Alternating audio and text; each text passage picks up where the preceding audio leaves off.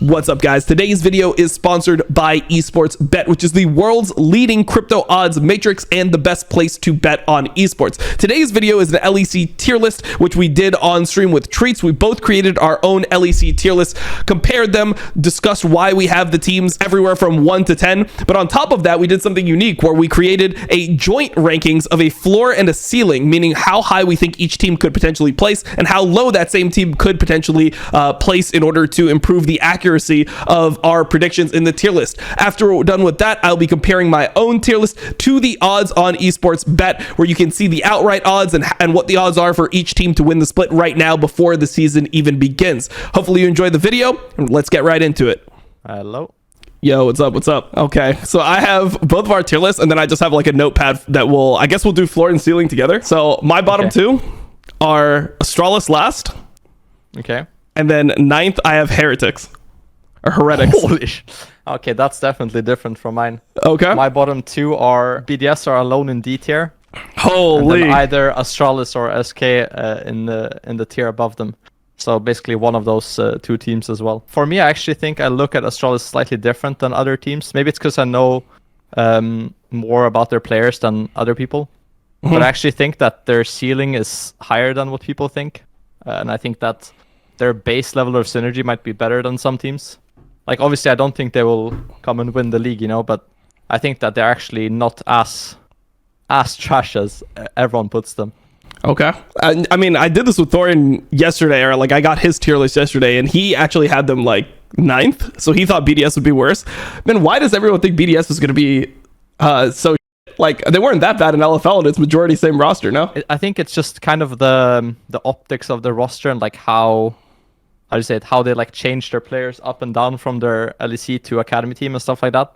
And it feels like they just kind of do things a bit without purpose, I guess. They had Crowny and then they just promote him now. They had Adam, they promote him now. It feels like they're kind of reacting instead of planning out something, I guess. Whereas I feel like other rosters actually have like a plan for their roster and don't just like do things on the fly. Yeah, I have some hope for their bot lane. I think getting Lebrov in there is really good. I feel like this is a team where he'll actually kind of pop off. I mean, he's like solo queue superstar. When you play on a bad team and you're one of those solo queue superstars, I feel like you get like a little bit of a buff. It's kind of like a superpower. If you're on a team that's generally bad, you can play a little bit like more free than, when you saw him on Vitality, and there's like a lot of people that are considered super good around him. So I have hope for their bot lane. And then when I compare the other teams, I just feel like they have like more of an upside. Like there's also something that I'm factoring into this, which is top lane meta, where I mean K'Sante is really good, and then the counter that I've been seeing to K'Sante is Olaf, right? So then it's like, okay, so you have Olaf in the meta kind of right now for Adam, like it's better than it was before. True, yeah. So I'm factoring all those things in, and I just think that they'll be a little bit better than this. But it's not that I think they'll be super good. I have them 8th, which I could just put in my C tier right now, so people have it visually. I have them 8th, but I think Heretics is like, I don't have very high expectations for Evie, their top laner. I think he'll be not super good if we end up weird.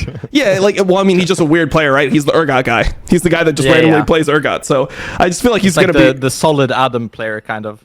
Yeah, he's just the weirdo top laner, man. Every region has just a weirdo top laner. Like there could be good weirdo top laners too. Like Bwipo's kind of a weirdo. That just came to mind. Yeah, so he's just a weirdo top laner, but I just don't think that he'll be able to like compete with most of the top laners that are in LEC. I think that's a really weird signing. Then I have I don't know much about Ruby at all.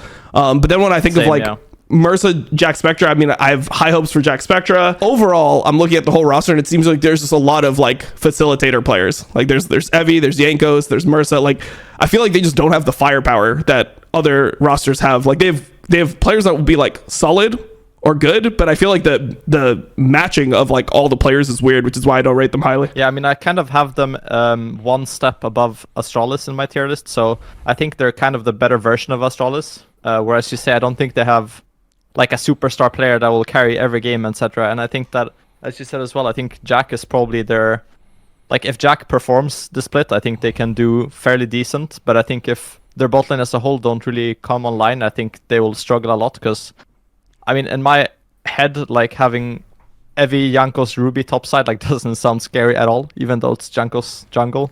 Yeah. So I feel like it doesn't really give a lot of confidence just looking at the roster. And I guess the redeeming factor could be their coaching staff. I think that's something that could help them a lot because they have some rookies, right, and they can be given a lot of good direction. But I would say they're like one step above for me of the BDS, SK, Astralis like pack pretty much. Oh, so you have SK in C tier above. Exactly, yeah. Okay, so your bottom 4 is Heretics 7th, and then 8th SK Gaming, 9th Astralis, 10th BDS.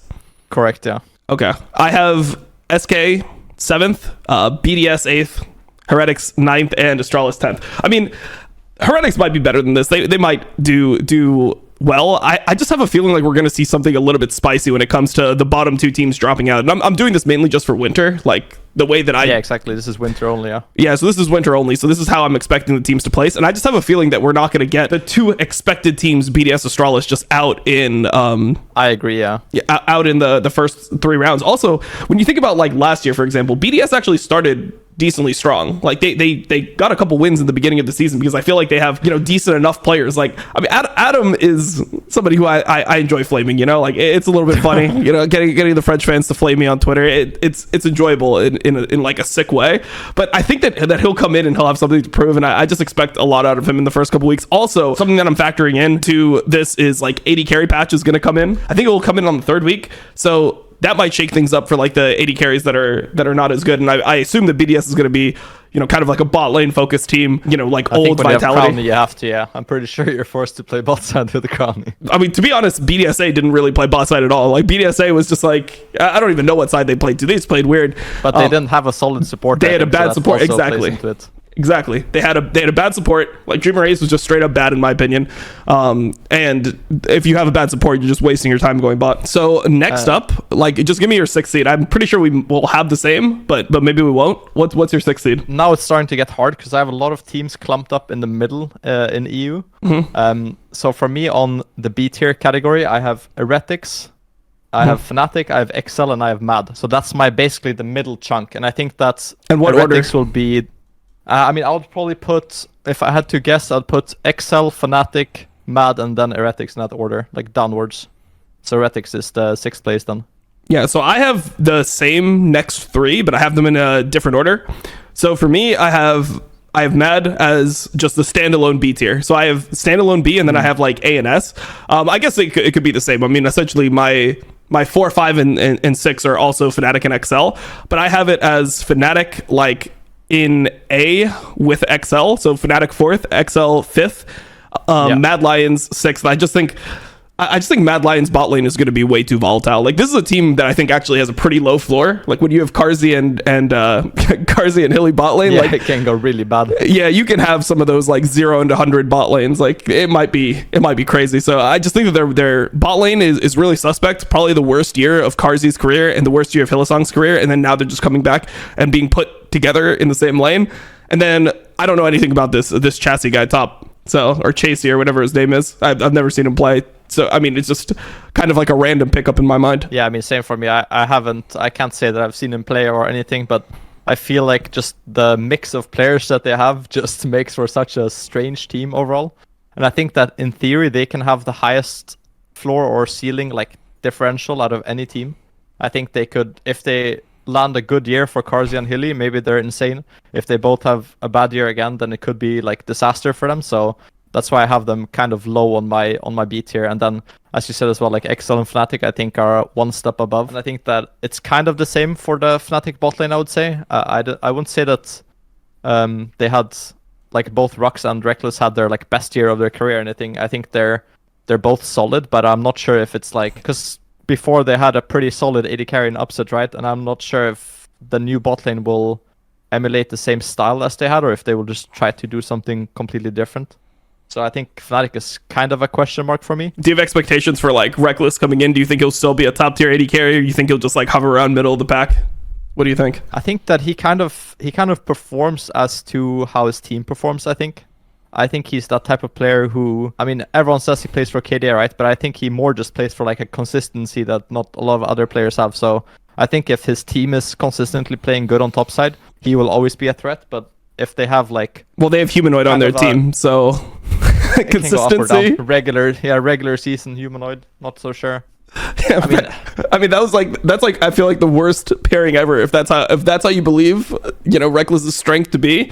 And then you have humanoid Razork like as mid jungle. I mean, I think that they were the most inconsistent mid jungle in the entire league last year. Like I thought that they were just they had really high highs where Razork looks like the best jungler in EU, and then they have same for humanoid, and then they had games where it just looked like they hated playing with each other. I think that there was just so much anti-synergy going on there that it's very difficult to really have like high expectations of them. I don't even have them in my A tier as like a 4th seed because I think that they'll necessarily be 4th. It's that I just don't really know if I can consistently put them above the top 3 in the league, or if I'm gonna or if they just collapse and they just have a horrible regular season. Yeah, I mean, for me it's kind of like comparing the loss of Upset Hilly and adding Reckless and Rux, right? Like I think in my head it doesn't sound like it's a massive upgrade or anything. I think it's at best like a side grade, but I do think it will give them a bit more consistency in the bot lane. I think that especially with this meta that plays right now, it kind of plays into Reckless playstyle as well, with like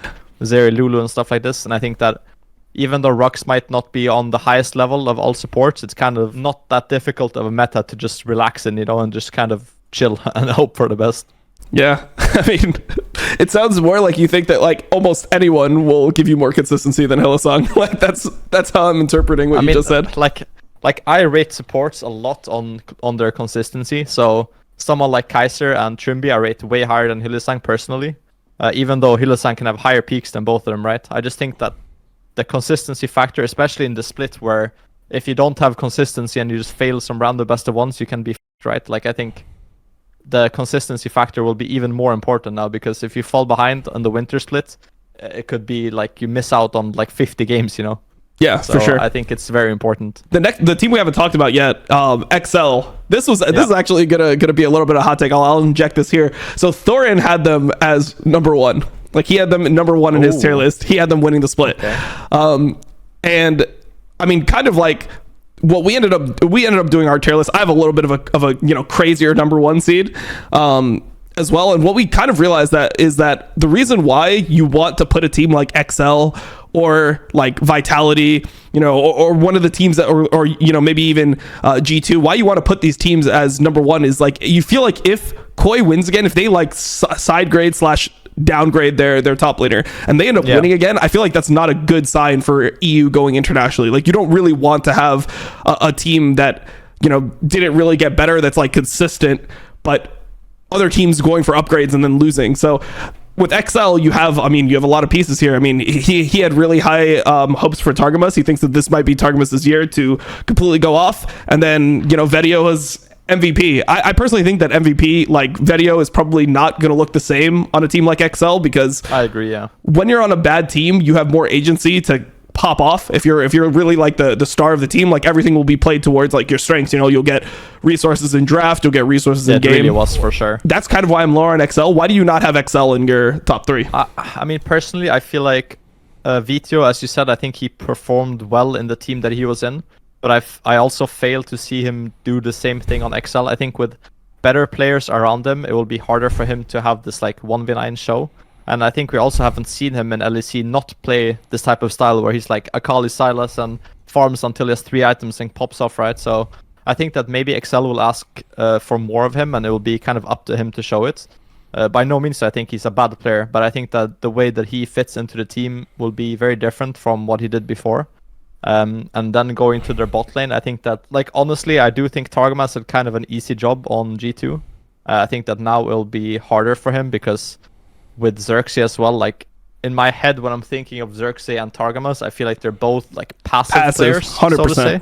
Yeah, I agree. So I feel like Vitio is also a passive player. He's not a person who wants to fight. He actually farms a lot and tries to get individual advantages. So in my head, we have Odoamne, weak side king, and then support jungle who doesn't want to do anything, Patrick who's scaling up, and mid lane who's farming. So it's like, so you think that they're going to be... It's like solid players, but I don't know if they're going to make a lot of stuff happen, So what I'm hearing from you is that this team is essentially the like 2020 Origin lineup. The upset... pretty much, yeah. Alfari one where with Xerxes on it, where they just like Nuke Duck, where they just AFK farmed like the entire game, and all their games were like, 40, 50 minutes long with like 3 kills.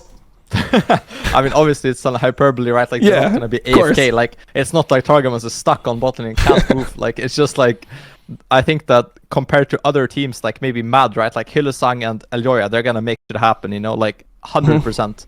I just think that Excel might have the meta is pretty good for this kind of style, though. I think with like Zeri Lulu and like a Maokai jungle, right? That sounds pretty good for Excel. But I think that in general, like they might lack proactivity, which for me it's hard for me to put them on like the top 3 because of that fact. All right, top 3. I've got these all S tier. So who do you have in A tier? Because I mean, obviously you differentiated between the two. Yeah, I mean, I have a pretty hot take in saying that I think that Shigenda is actually better than llWdominate. Okay. So Koi is actually my S tier, and then I have G2 as second and Vitality as third. All right. The reason why I say this is because I think llWdominate had kind of the perfect storm last year, especially last split. I think the meta was like just randomly became the perfect meta for him with Maokai and stuff like this. And I think that in general, the team synergy that Koi had came down a lot to the meta itself and the way that they played around llWdominate, with him being kind of like the captain figure. And I think that the meta right now is actually better for Shigenda. And I think in general, the way that he plays, I think is very good. I think he's probably top 4 top laner in EU, and I think llWdominate might be the 5th in my opinion. I think Koi will look very similar, and the bot lane of Koi is very proficient in this meta. I think Trimby is like the enchanter specialist in EU, and I think he has a lot of good counter picks and stuff like that. So in general, I think it's like everyone's meta on Koi, and he's a better top laner. So in general, I think they're my only S tier, and then obviously G2 and Vitality. Bo just popped into my chat, so to just give you before we discuss, Bo popped into my chat, and I have Vitality as number 1, and he said, "Okay, good, bye bye." That's all he typed, and he just left. So yeah, I mean that's a pretty hot take on Szygenda. I'm actually like the opposite, so I guess we'll see. Okay. I think Szygenda is like not that great. I watched him play in LFL, and I personally thought that like even Adam was outperforming him in LFL. So like when I look at LFL top laners, I thought Cabo was really good. I mean I thought Adam was better than him, so I didn't even have him top 2 in LFL. So now I can't imagine him being like top 2 in LEC. So we'll see. I mean, I remember him playing on Vitality. I was never really impressed with him on Vitality. You know, I'm talking about Vitality when he played for the LEC team. And then when he went back down in LFL, I wasn't impressed. Like he was always really hyped to me, but I just didn't see him being as good. And then the other point I would make is that I feel like we are in that llWdominate meta still. Like maybe not as extreme. We're not getting like Maokai and Ornn and those types of champions, but you know, like Gnar is still something that I'm seeing a lot in the meta. Jax is, I guess, like pretty spicy. Fiora is pretty spicy. Shigenda's one-trick champion as well. Yeah, I think Shigenda's best champs are K'Sante, Fiora, and Jax probably. Okay. And Camille. So I think like at least 3 of those are like turbo meta, right? Like they're almost picked every single game. Yeah, I mean they're picked every game in the East, but when I look at like the West, so what I expect in the West, I mean this could be wrong, is I think K'Sante is going to be like, we're not going to see it dropping down to like, you know, second it's like pick 4th phase pick in LPL. Yeah, we're not going to see it. Yeah, in LPL we're seeing it like 4th, 5th pick. I think that players in LEC, like they love broken champions in LEC. Like that is the thing that I think LEC is best at compared to other regions, is just picking champions that are broken and finding champions that are broken, and then also adapting to new patches in terms of like introducing champion picks really quickly into the game after patches happen. So I think that K'Sante is going to be like super prioritized. But then like the other champions that I'm seeing a lot that are viable are like Gnar, Renekton, these types of picks, and I feel like those are, you know, llWdominate picks. So we'll see. I mean Szygenda might impress me. Is this just from playing like with him in solo queue, or like where do you formulate like your like high opinion of him? I think it comes from both solo queue and also the in-houses I've played a lot of games with him and against him in in-houses, and I think I've also watched obviously Academy and LEC, and I feel like the people who were on that Vitality roster when he was playing in LEC was just, I think they were all just playing under like a lot of stress, and I don't think he was allowed to shine. But I think that on Koi he will have, because I don't think anyone on Koi is like a very aggressive personality. I think they all have kind of like a chill vibe, so to say. Yeah. So I think that he will have a better team atmosphere to perform under. So that's my expectation at least. But I think it's definitely a hot take, but I put them as my first. Yeah, I mean, I have them as my second, so I don't have them that much lower as a team. I believe in this Vitality roster. I mean, the thing is, Vitality is one of the teams that I have as like one of the highest floors and, you know, lowest ceilings. Obviously, I have them first, so that means that I think that they're, you know, ceiling is to be the best. But when I look at the roster, I really like some of the intricacies of like how this roster was formed. So kha'zix had a problem leading his team last year when his team wasn't good at side laning in the mid game. Like, he always had an idea of how he wants to play early game, but like in mid game, it always felt like in the 2021 Mad that was super successful, Humanoid was able to take that lead of like, okay, I'm side laning, like these are the waves I can push, this is when I can group, whatever, and he kind of like led the game in that regard, which is also one of Perks' best strengths. I feel like he's really good at side laning as well. He's, you know, one of the best side laners in EU, and when he came to NA, you know, that was the reason why he ended up just being so effective, is no one knew how to side lane like him. So I like the combination of Perks and kha'zix.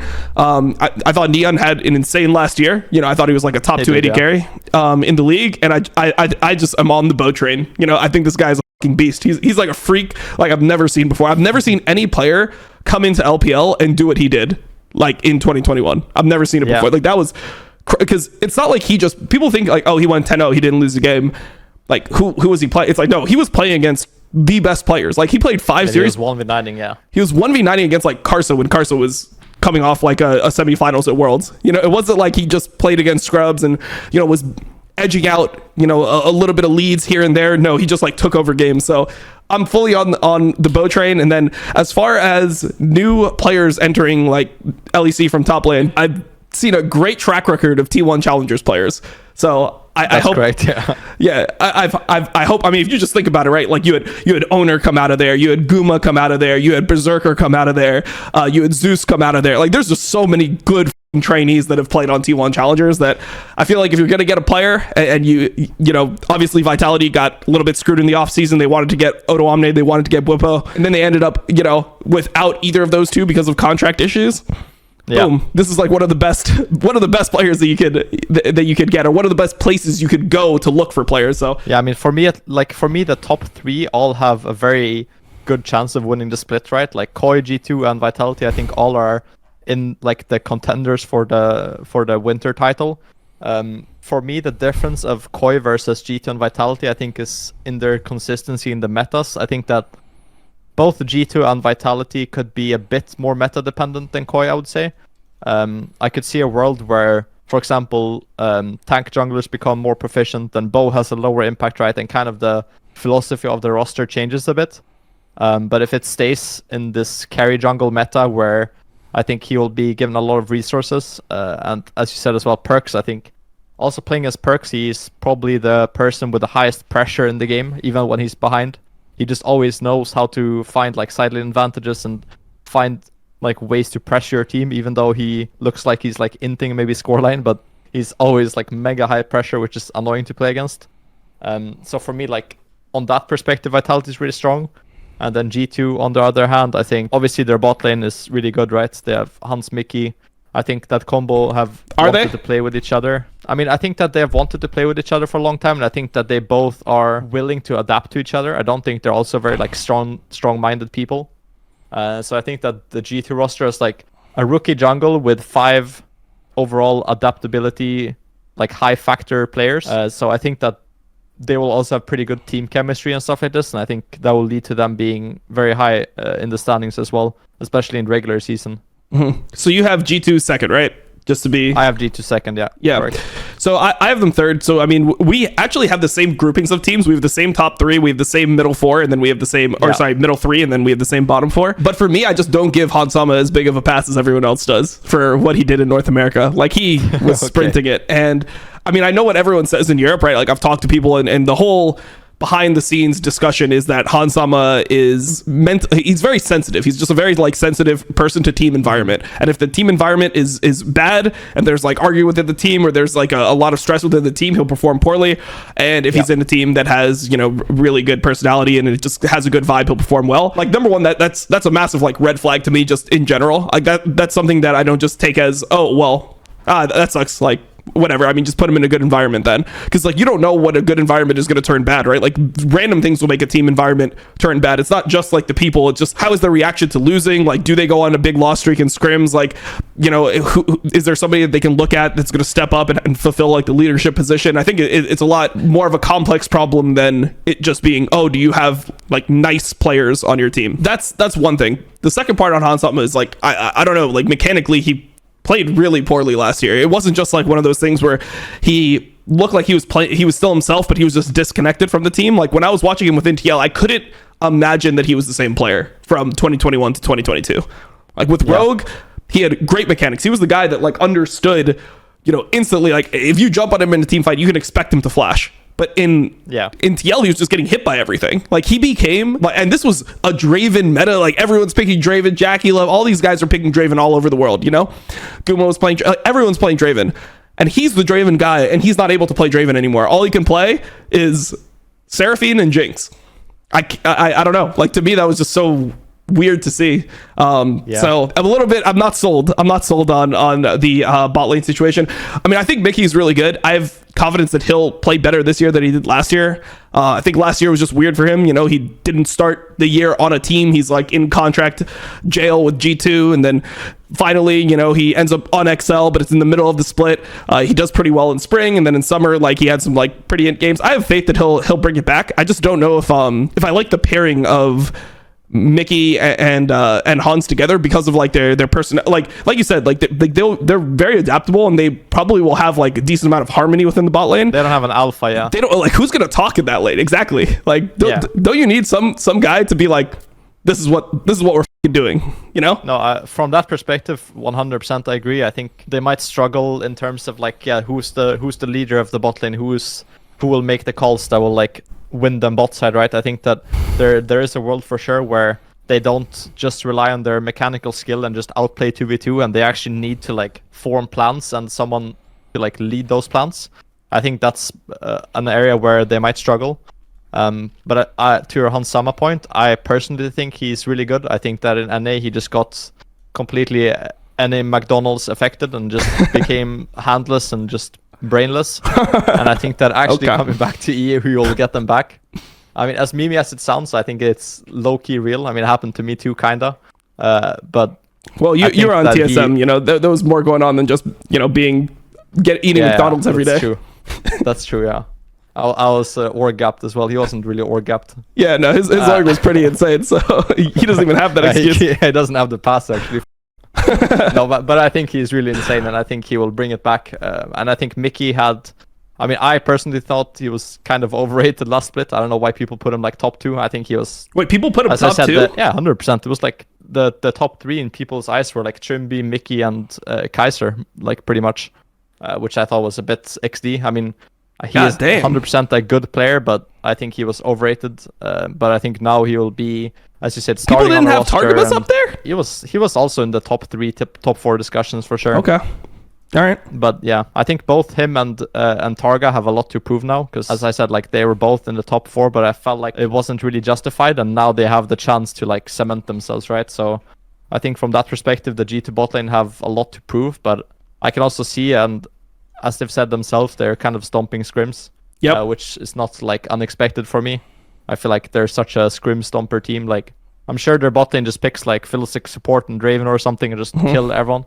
But on stage it will be a different story. Yeah, I mean BB's just gonna be playing like all his insane counter picks or something. Yeah, or he's just gonna be pulling out like Yone and shit, and people are gonna be losing their minds. I mean, I think G2 will definitely start well. So the way that I'm viewing this is like, I think you're doing it the same way. We're doing it based off like what we think the ranking is going to be at the end of the season. So like even if you first at the end of regular season, it doesn't matter. It's like, did you win playoffs? Like that's the team that I have.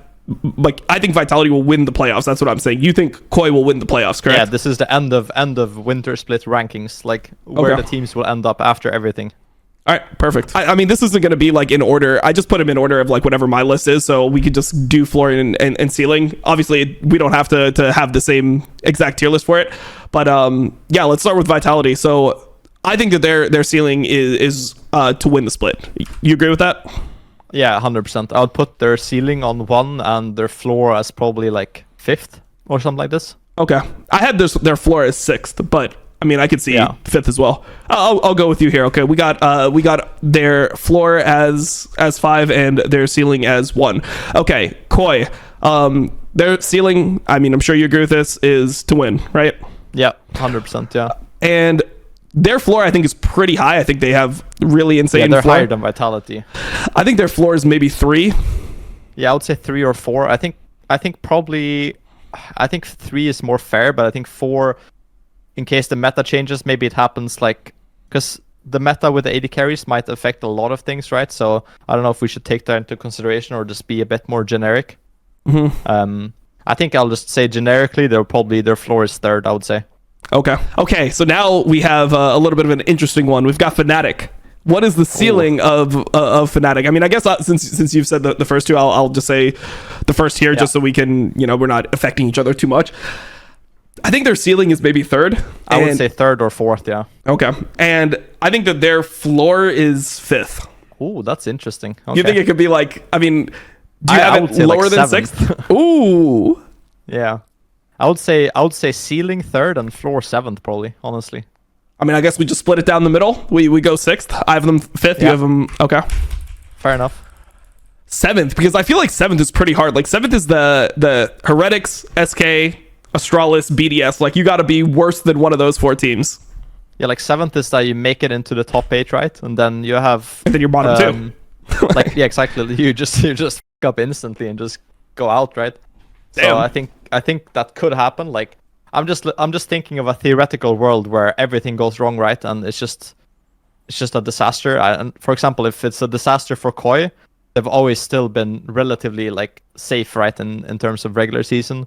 But I can see a world where Fnatic is not that safe in regular season. I mean, we'll see. Like the thing that for me that makes me think that their floor is a little bit higher is I felt like that was last split. Like everything went wrong. Like I can't imagine Humanoid and Razork having like more anti synergy than they did in the regular season last year. Like That's true as well. Yeah. That was horrible. They were still able to they ended 5th seed and before they got into playoffs and they brought it all the way up to 3rd. Then they found Poppy. Yeah, then they found Poppy and Trundle and everything was different. It was over. Yeah.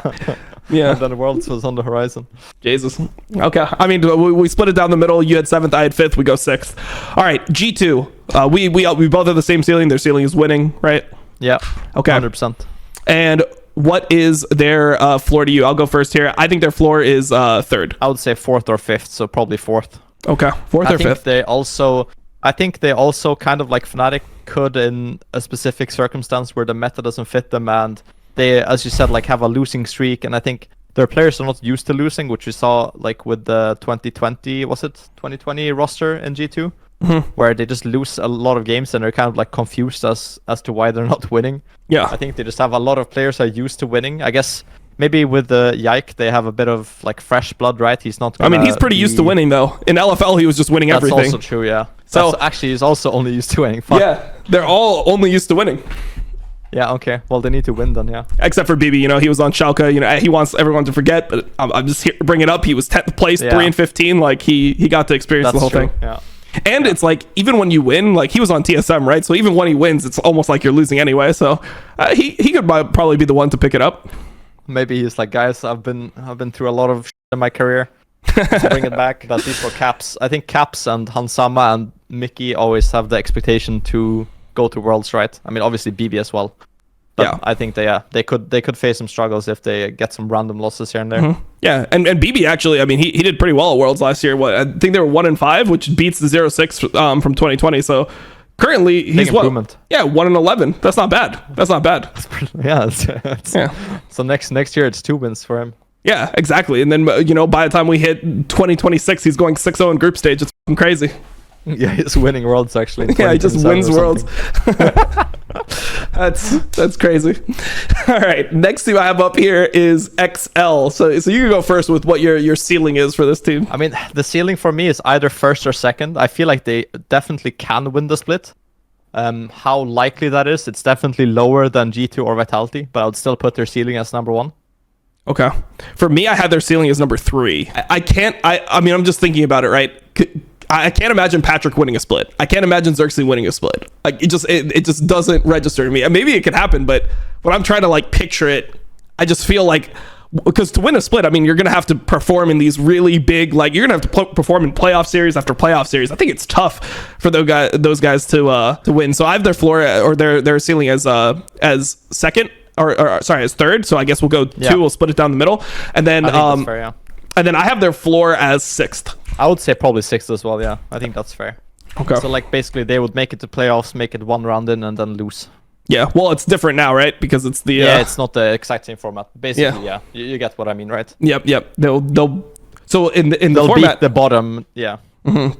Yeah, they'll beat the bottom, but they won't advance to the final four. Yeah. Okay, Mad Lions. This is the crazy one. I would say ceiling. I can't go higher than third, man. Like it's impossible. I'm surprised you even went as high as third.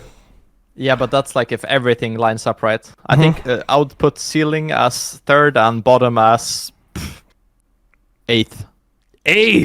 Wow. Yeah, I can't even imagine what an 8th place Mad Lions looks like. I don't know, but I honestly can see it myself. What did I feel like what did they place? If everyone lands on a bad coin flip, What was their actual placement in spring of last year? It was 7th, correct? Or was it? I think it was 6th or 7th. Yeah. Well, it wasn't 6th because they didn't make playoffs. So yeah, that's true. They must. They were one spot ahead of us. I think they had one more win than us. So I think they were 7th then. Okay, they were 7th. All right. So I don't know. For me, I think their floor is maybe like I was gonna go 7th. You have them 8th. I mean, can you not see them going lower than what they did with the Kaiser roster? Everyone would think that they would be way higher than 7th, right? But I mean, you have Niski Elyoya mid jungle. Like I don't know. I just feel like surely that's like top 5 material, right? Yeah. Yeah. So when I think about how impactful those roles are in competitive, and then also like I can see them looking like Vitality from last year and being like 7th and missing out on playoffs and kha'zix running it down a bit. But I just feel like the rest of the map should be solid enough. Like mid jungle should be impactful enough that they just top lane and bot lane are such a question mark for me. I'm not sure if I'm not sure if they were more consistent than the previous iteration where they went like obviously. I mean, I think Niski is obviously an upgrade to Rika, right? But I still think that mid jungle can be ahead, and if you don't have the correct top and bot like pairings, that it doesn't really matter. But EU mid jungles have always done well, so maybe it's EU mid jungle gap. Also, like Niski he always overperforms everyone's expectations in regular season. Like that's just been his thing, and he's never like not making playoffs, right? He's always also really fast at picking up meta champs. He's like always the first guy to play TF or LeBlanc or something, like annoying champs that no one wants to deal with. I mean, I'm more on the side of putting their floor as 7th. I might have even put their floor as 6th. So like how set are you on the 8th place floor? Like we can go 7th then. I think 8th is like tragedy strikes and their office is on fire, right? Yeah. I think 7th is more realistic. Okay. So you had their ceiling as 3rd. I think mine was like 5th. When I was so you're basically just think they're like I think they're I'm like very top 5. If I were to say going into the entire split, what like, and you had to be like, okay, you have to choose each team, and you're not going to choose like a tier. You're just going to say which team has the highest position, like which team has the highest likelihood to end in what position. Like I have them as my standalone B tier team, right? So I think I'm the most confident that they'll just be like 6th out of like every other team, like because Vitality, Koi, G2, I could see that top 3 going in pretty much any direction. Bottom 4 I could see scrambled up completely. I could see Heretics being 7th. I could see Astralis potentially having things go well, them being 7th, SK being 7th, BDS being 7th. I feel like Mad Lions for me, I don't have much hope that they'll be a like top 4 team, but I don't think that they'll be bad with their lineup either.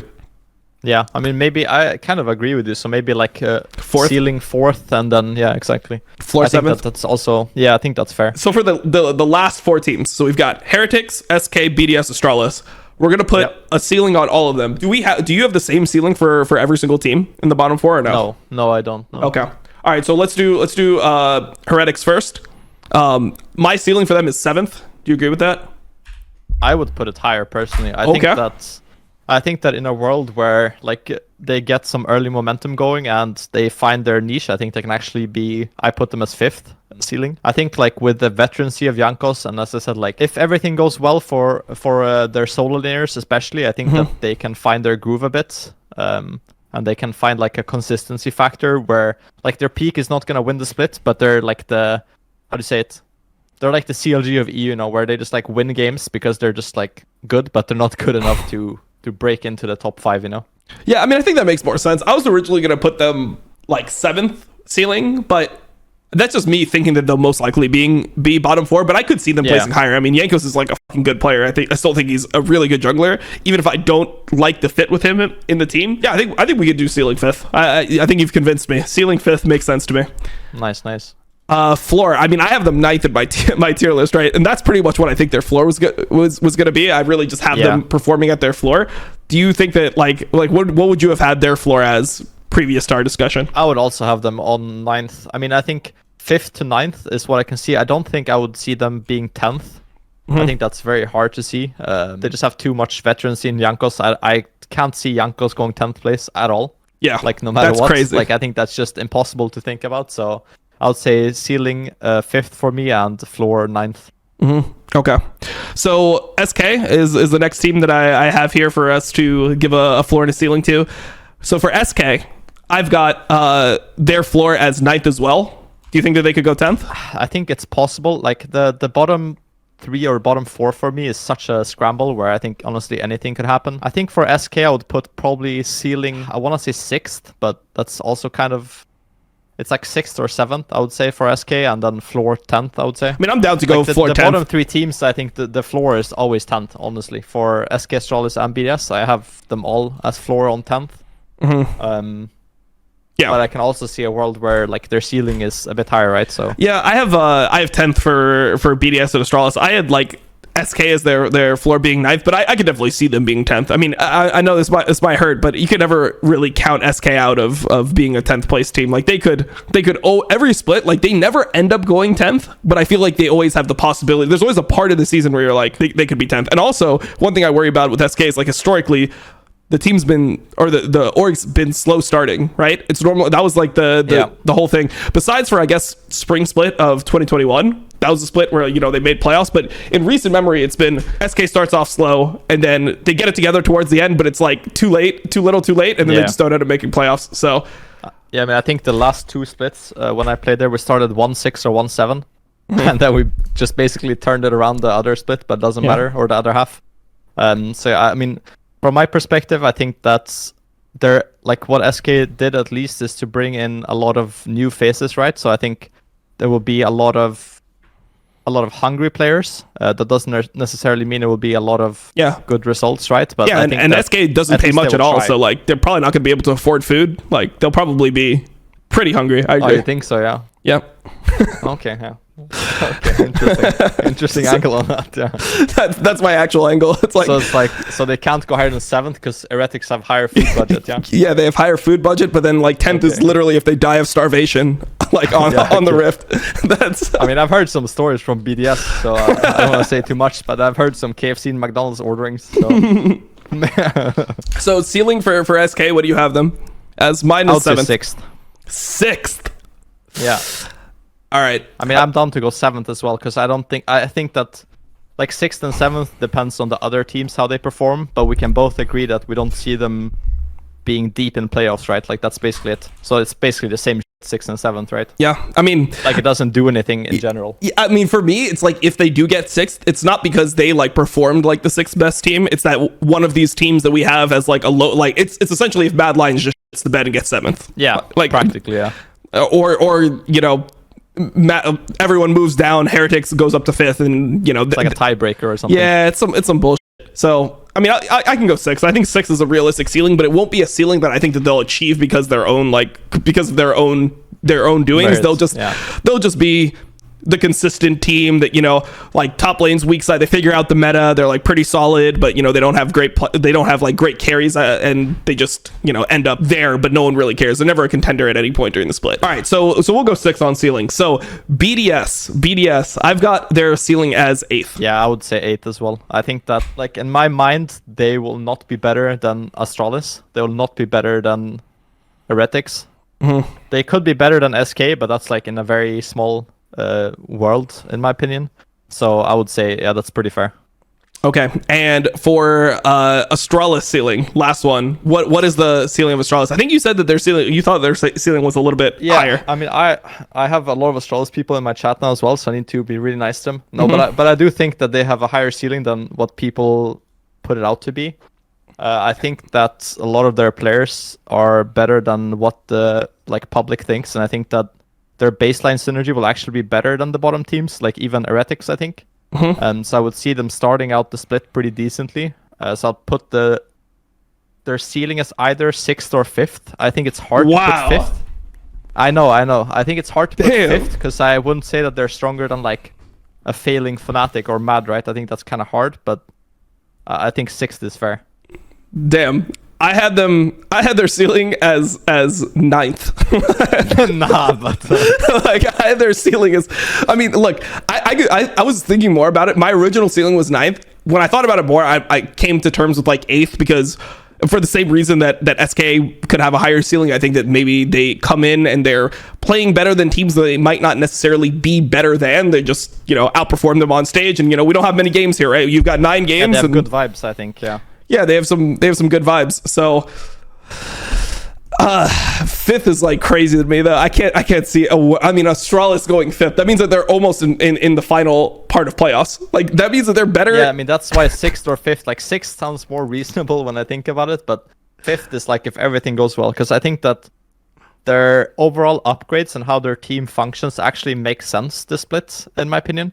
I think that they have 1-1-3, bro. Boom and yeah, but you're just a 1-1-3 hater. I love 1-1-3. I think he's actually not a bad player at all. I think he had his moments of int, but I think that him and Young Hoon actually might just be a psychopath sub jungle, which I think can work for a bottom tier team. Yeah, I think that maybe there's like a meta where they just go like Viego Pike and run around and murder people, right? So okay. I think in my mind they actually are more explosive than what people think.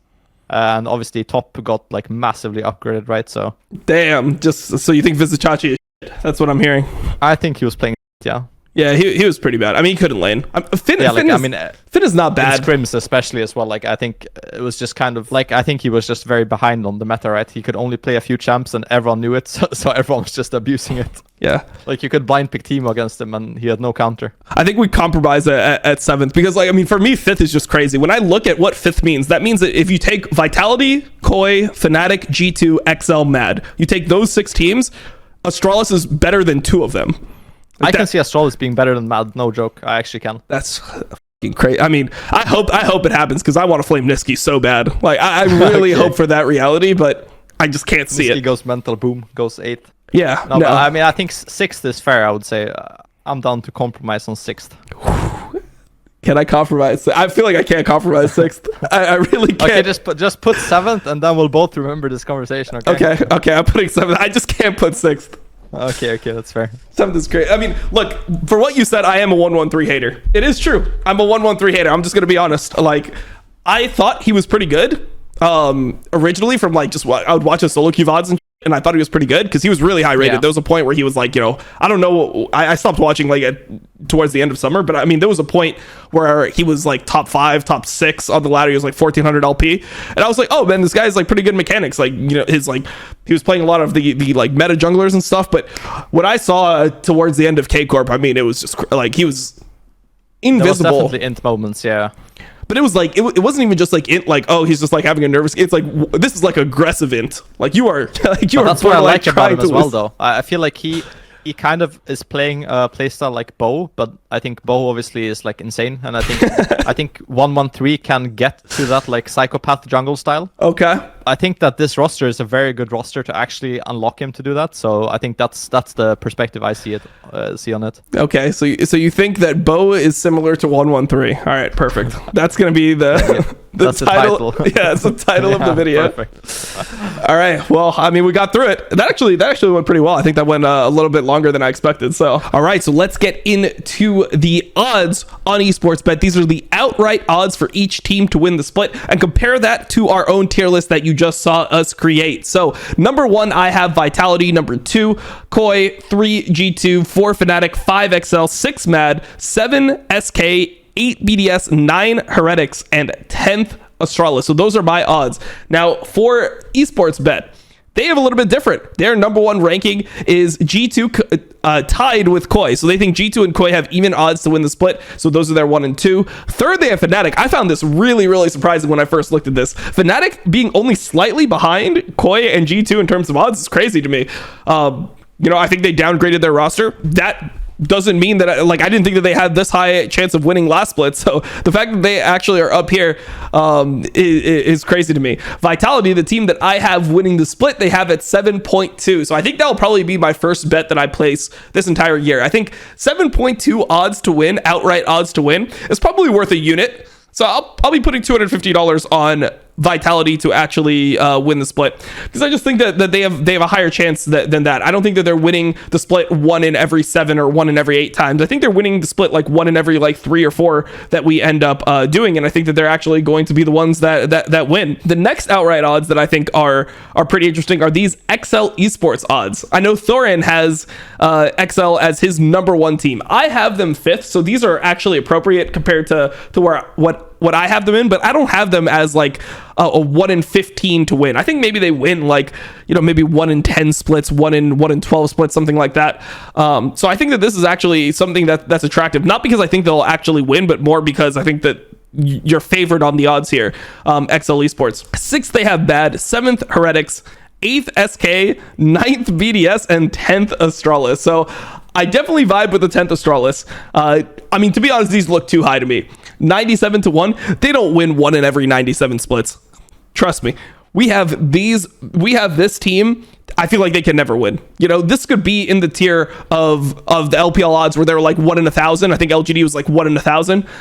I think 97 to 1 is literally too high for Astralis. I think they're way worse than that. BDS, yeah. I mean, I agree that 84 is around the amount of, like, what in every 84 splits do they win? Maybe that's even. I don't think that BDS has a chance to win. I don't think SK has a chance to win. And I'm really surprised that Heretics is 30 to 1. Like, I can't see them ever having the ceiling where they actually end up winning the entire split. So I have Heretics, like, so if you kind of look at the odds, the way that I'm looking at this is to kind of group them into tiers, right? I'm creating my own mental tier list from looking at where Esports Bet has people ranked. So they think that like G2, Koi, Fnatic, Vitality, these are like the top teams. There's like a top 4. And then you go into the 5th and 6th, which are both pretty much similar odds. XL, Mad. I agree with this generally, but they don't have like a 7 through 10. When I did this with Treatz, we pretty much agreed that like Astralis, BDS, SK, Heretics, that's a 7 through 10. That's not really like a group where there's teams that are noticeably better than the other. These are just like the worst teams in LEC. So to see like Heretics as 30 to 1 compared to Astralis at 100 to 1, I don't think that either of these teams have any shot of winning, and I can't imagine Heretics actually winning the split. Like, how would that look if Heretics were to win the split? Think about all the players on this team, the overall firepower. Like, to win, you'd have to have like a player like Evie outperforming, or at least being able to exist in games with players like Broken Blade, players like, you know, Wonder, Photon. You're gonna have to have them in that tier of beating IWdominate even. It just doesn't seem likely. Sagenda, these are not players that I think would perform worse than a player like Evie. So this is much higher than I would think. Like, if I were to do these own odds myself, I'm trying to think about what I would have. I think I was expecting this to actually be lower, these odds to be lower. I was thinking maybe like 2.5 is what they'd have G2. I think G2 probably has the highest likelihood if you were to play the split to win, I guess, but that's not how I made my tier list. In my tier list, I made it with like, I think that this team will win, you know?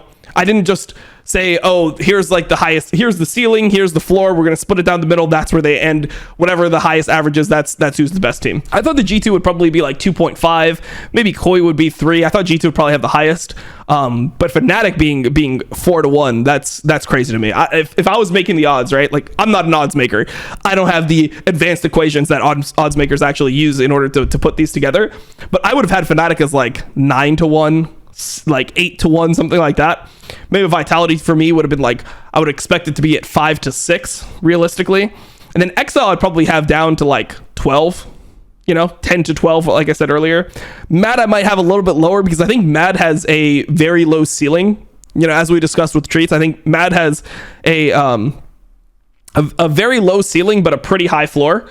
At least that's my personal expectation for them. So to me, if you have a low ceiling, that means that your odds are going to be pretty bad, right? Because these are to just outright win. It's not, do I think that they're the 6th best team? It's like, do I think that they could win? And when I look at their lineup, I don't think they could win. And then this is where it gets even more surprising. So definitely some interesting odds here. I mean, realistically, if you're betting, I would not bet on anything outside of like XL myself. Like these would be the only 5 I would ever consider betting, because I think this is where like you could get realistic wins. Betting a team like kha'zix, betting a team like SK, BDS, Astralis, we've literally never seen this before in the history of LEC, right? There's never been a team that has been projected to be a bottom 4 team or like a bottom 3 team that has won the entire league. I mean, the closest we've got is maybe a team that was predicted to be like 4th or 5th or maybe even like 6th, but like, you know, a good 6th outside of maybe the initial G2 that qualified to EU LCS in 2016 out of Academy. They got through relegations. That's the only team that anyone might have had as like a lower tier seed, mainly because we just haven't seen them play before. But since franchising, we've never seen a bottom tier team actually win LEC. So I'd probably consider any up until here. I think that maybe XL and Vitality are probably the best 2 out of these. I mean, you guys should tell me what you think. I'm going to stick with Vitality. That's going to be my pick here.